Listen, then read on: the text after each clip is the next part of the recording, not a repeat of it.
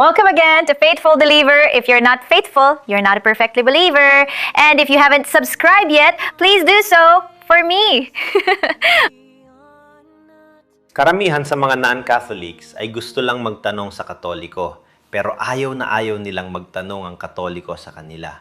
In other words, gusto lang nilang umatake o umambus-ambus sa Katoliko at ayaw magpaatake.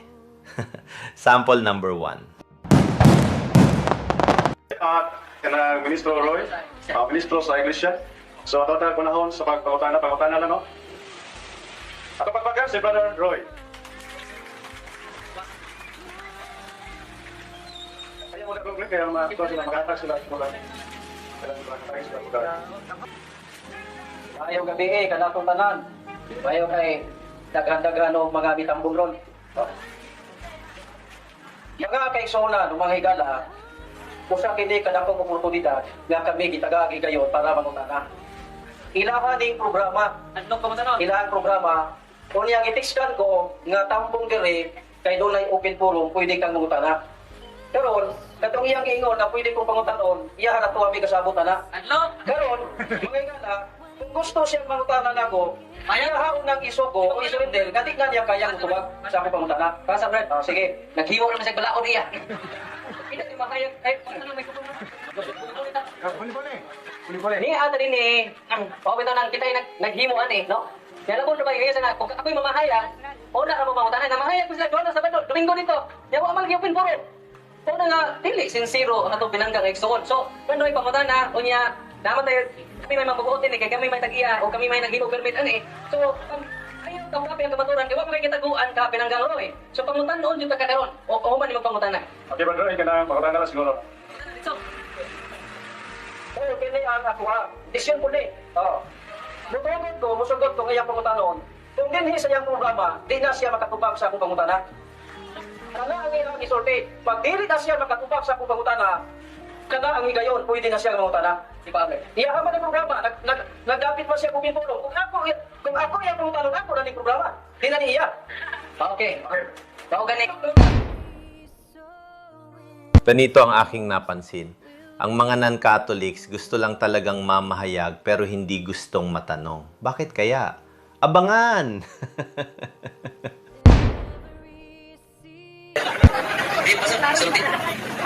Praise God. Maraming salamat sa atong mga kaibigan. Posible, atong Padre, Palikura, salamat sa Ginoo. Ato ang kalipay nga gitara ito yung gayon. Lipay ko dako nga ako mong ikahimamat. Praise God. Dili ingon nga sinungaling ako. Praise God. Tinuod ang atong sulti nga igsoon.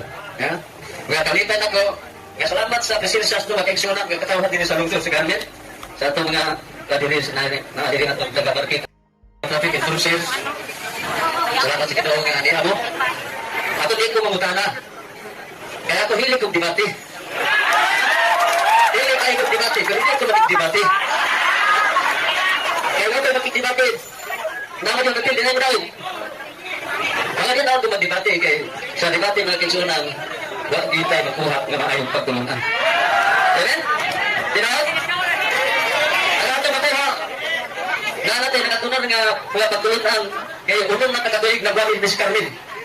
Nga limas, gilbert again. Alato nakatunan na dunggan nga magpakataw at usap, babalik na tungod sa debate. Mga di mahal na debate. Praise God. Kaya di na ako nagisumbos Ginoo. Kung saan isumbos Ginoo? Mateo 28 sa kapitulo 27 versikulo 19. Ang ilang mga tinunang di sugot. Di po siya ikayab sa langitan. Iyan inang yung mga tinunang. Get to the word and preach the gospel to all nations.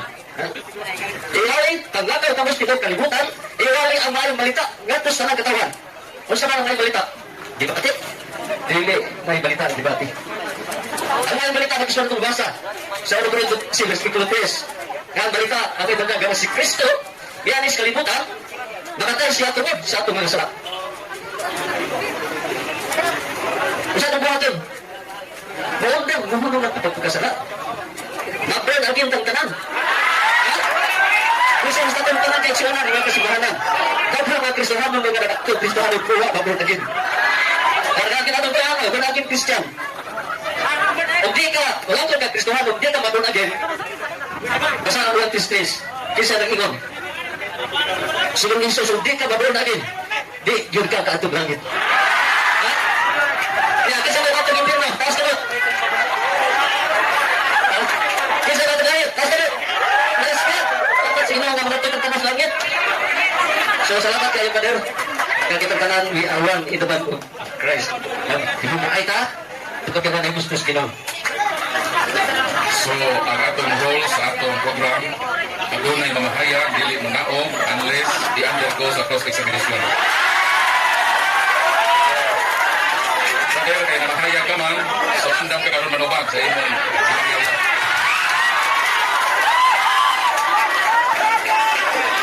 Okay, so kinsa man ang mo cross-examination? Tanan, Paul. Okay. Tanan bang antugi dili maayo, Pastor? Kanan ba daw galantuki? Dili antugi dili maayo. Sa ato babasa sa Bible, nga di ka maayo. Nga nabiglang tugi ka may tungod sa tulog. Ang tulog, dili ang ilang tugian. Kung sa'yo batong sa tulog, atong tumanon kung saan di pamulong. So kung doon ay makikang tugi, pertin yun ang sa iyong panatawanan. Para ni mo. Para sa tulog, di ka maayo. Sayok na siya. Alam mo pa sayok. Di man sa buwan, 17, si San Pablo. Naingon din na busa nakigang tugi siya sa mga Hudiyo dito sa sinaguga o sa mga dili Hudiyo nga nagtuo sa Diyos o sa mga tao gamian to sa plaza, matag adlaw. Si San Pablo di ay nakigang tugi, matag adlaw. Apang utana, perti yun sa iyo pa si San Pablo pa. Okay. Si San Pablo nakigang tugi sa mga Hudiyo, ngawa mo tuon ni Ginoong Hesus. Sa ato pa, nailantugi nga sa kusara. Ang lantugi, mato pa, sa ang kaibawan. Mayo lang na ay mga tao nga maluwas nga 10%. Tapos lantugi, maluwas 10% lang. Sunod pa mga nabasod. Si Kristo nagiglantugi man sa Marcos 11:11. Nagpila ka mga bataseyo nga miyabot o nagiglantugi kang Jesus. O ilang bigton si Jesus, kusa gihangyo nila siya sa pagpakita kong ilhanan.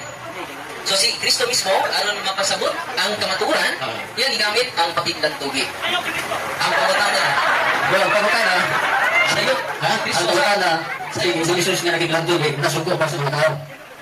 Nasuko pa sa mga tao. As moderator, ang pamakanan niya pastor, sa'yo ba ang pagpakiglantugi? No matter 10% ang kayuhan nga na, pasuko pa si Kristo, ang question, kinahanglan, na kimang tubagon. Responsibility mo nga tubagon, responsi ka sa pangutana, kung sa'yo po, dili, kategorikal man ang pangutana. Kanang nga sa kulo. Kaigit na. Okay na kayo sa kulo.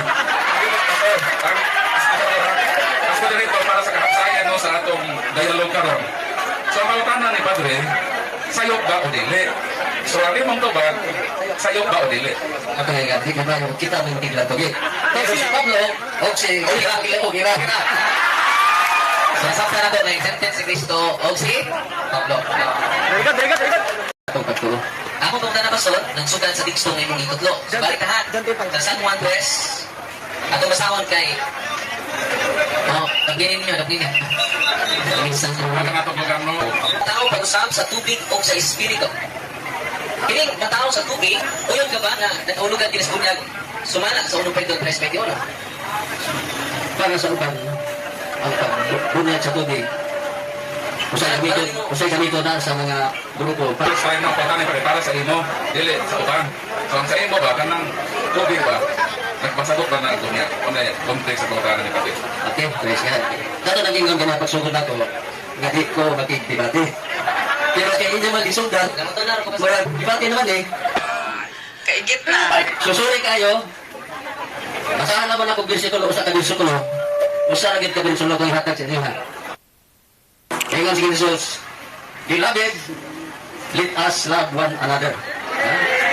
Ano Pedro, Kapitulo 4, versikulo 18, Beloved, let us love one another. Naku! Tinapos ni Pastor ang diskusyon sa pamamagitan ng love one another. Mahirap kasi sagutin. Kung ang kasagutan ay magbasi na sa katotohanan. Ulitin ko ha, mahirap sagutin kung ang kasagutan ay magbasi na sa katotohanan. Kaya ang nasa katotohanan ay hindi takot sa mga katanungan.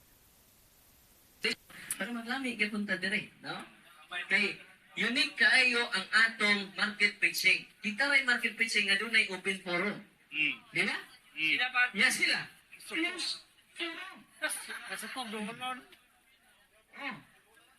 Sa pagdulon. Sa Manghipos. si Bat. Atong ministro sa Iglesia ni Cristo, si Roy Refugio. Nag-market preaching sa Maniini. Nagpaatbag ko dito kay gipaatbag ng tumpa dito sa simbahan. Nagmisa ko. Sabi ko, yan ang ironia na. Ano ba kumat? Bantay na kag magmisa ron. Di ato na ko. Brad Roy, mangutan ako. Di mo na, police! Police! Police! Makita na to nga, narakon din tao. Sa pangutan na lang, intawag nag-police. Nagkaroon, sa atong programa, nangitaw, kisa pa mangutan na niya. Muna kalainan na to. Nga naman, wa kita'y gitaguan. Nunong kamatuuran ang atong di paday. Kaganina dito sa sa parokyano nga iyang anak, high school, sige nagpangutan na batok sa simbahan. Naghilak na ang nanay. Ako ginan, ayaw kahila. Pasag di imong anak ka maminaw ngadto sa mga pastor. Ayaw siya pugni. Ngano? Ina imong anak, i-advise na si imong anak nga ayaw hunong sa paminaw sa pastor anak. Paminaw usab sa mga Catholic faith defender. Paminaw usab sa mga pari. Ikay mag-decide sa imong kinabuhi. O ikaw ang mo-decide dili ako.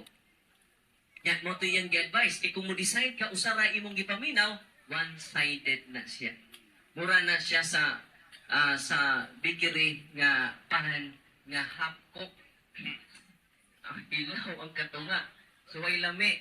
Mura nagmangga nga hinog pero ahad.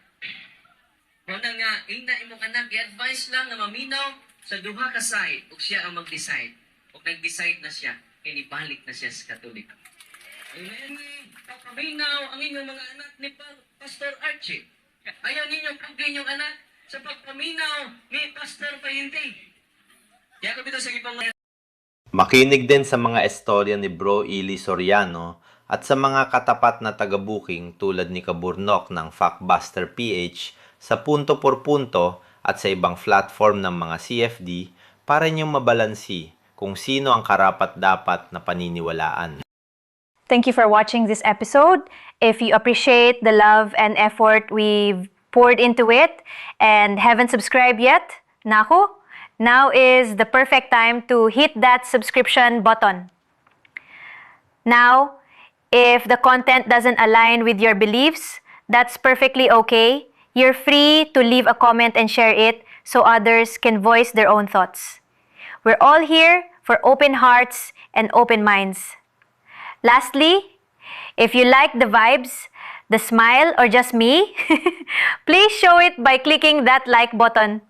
By doing so, you're not just supporting me, you're making my heart smile. Promise.